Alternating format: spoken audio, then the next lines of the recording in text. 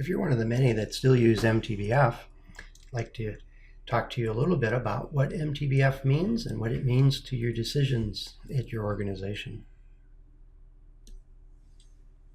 As you know, MTBF is, or theta as we commonly use the description or the abbreviation, is the total time that your units operate divided by the number of failures they experience. It's a very basic average value, and it implies that we have a constant failure rate or that we have an exponential distribution. We often say that in passing. Let's take a look at two scenarios. Let's say we have 1,000 cars and we run them each for 1 mile and only one of them fails. Using that calculation, we take 1,000 times 1, divide by 1, and we get 1,000 mile MTBF. Now let's take a slightly different situation. We have one car and run it for 1,000 miles, again with one failure. Now we have the same exact result, MTBF of 1,000 miles. That implies that it's independent, the calculation we do is independent of of how we actually operate the equipment. It's one of the features of an exponential distribution that it has a memoryless feature. It doesn't care how many miles it operated, and that is because it's based on the chance of failure per mile in this case is identical, whether it's run 1 mile or 1,000 miles. This is commonly called a constant hazard rate or a constant failure rate. So if I have an MTBF value of 100 and I start 1,000 vehicles off at 100 miles, I would expect only 360 of those vehicles to still be operating that haven't experienced at least one failure.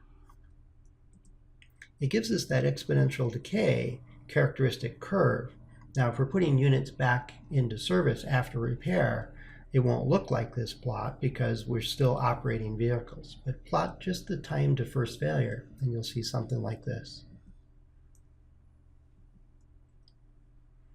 One of the common confusions around MTBF is that it's an average value, and that implies, based on our undergraduate or engineering statistics courses, that it's a normal distribution, meaning that half of the units are prior to that point in time and half are afterwards. And it also doesn't give us information, MTBF, that is, doesn't give us information about how wide this distribution is. For an exponential distribution, it only has one parameter, and it implies that we have not a normal distribution. It's an exponential distribution. And just like that exponential decay we saw earlier, it is defined as the average value, or the MTBF that we calculate, is the point in time when 2/3 of the units have failed. That's how exponential distributions work, along with other formulas that are based on life data that uses an exponential form. Another common misperception is that it's a failure-free period, that if I have a failure, I should be able to operate for the duration of the MTBF value before the next failure. Well, not really. There's every chance I have the same probability of failure or the same chance of failure as any other point in time, so that it's not a fixed duration between failures. It's a characteristic of a random chance of failure. Now that formula, the total time divided by failures, is really easy to calculate, even if you're still using mechanical adders and slide rules. Are you really using those? Given even Excel today, it's much easier to calculate the appropriate distribution or better values to give us a closer representation of the data as we really see it. When I take the average, I am ignoring the rate of failures that occur, or the clustering of failures as they occur. So in this case, this is a cutting tool that has a wear out mechanism, as was expected. So the dots on this plot show the individual times to failure. So at 1,000 units of depth or 10,000 units of depth is about where most of the failures occurred. When I was taking just an average, though, I was overestimating the number of failures at shorter cups of depth, therefore bringing spares along, not keeping units in service as long, and so on. I was making poor business decisions based on a misrepresentation of the data.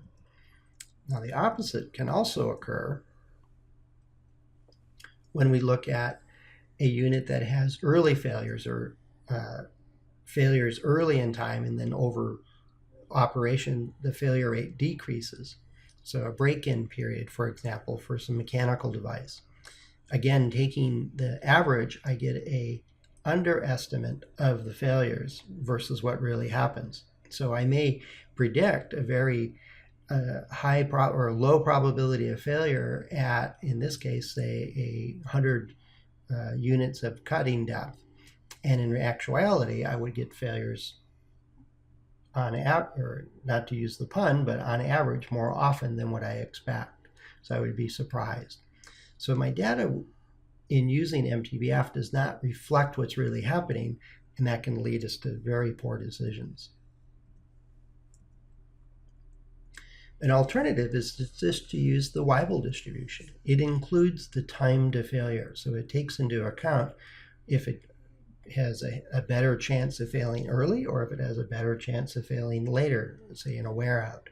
That beta value, when it equals 1, is an exponential distribution. It reduces to that. When it's not equal to 1, I get information about the rate of change of the failures. You can learn a lot more about probabilities and distributions and what to use instead of MTBF or the exponential distribution at the site knowmtbf.com. You can ask questions on the LinkedIn group and stay in touch with us on the KnowMTBF blog. There's a sign-up list and you receive a notice about once a week. So hopefully this short piece of information provides you something to think about when using or considering to use MTBF.